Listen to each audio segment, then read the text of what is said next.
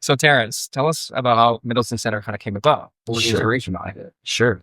Well, this area of downtown was historically, brickyard, lumber yard, the heavy industry. And the city very wisely in the 70s created a TIF district. And they said, we want to redevelop this into a new retail and office zone.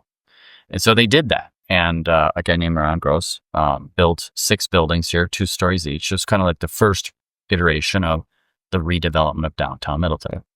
And so those buildings were full when they started, but 35 years later, they became much more empty. They didn't have elevators, they weren't ADA compliant, they weren't really up to snuff in terms of all the modern amenities.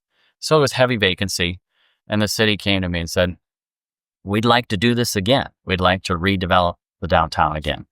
And could you purchase this complex of buildings and tear them down and start over? And Mike Davis, the city administrator, was really the visionary for that. And I said, yes, and so I worked out a deal and bought the properties. We did redevelop. We have over 220 units here, and we have 88,000 square feet of office and retail space in buildings that range 3, 4, and 5 stories and underground parking. And we took this area, which was a tax base of about $4.5 million, and we turned it into something that's worth over $80 million.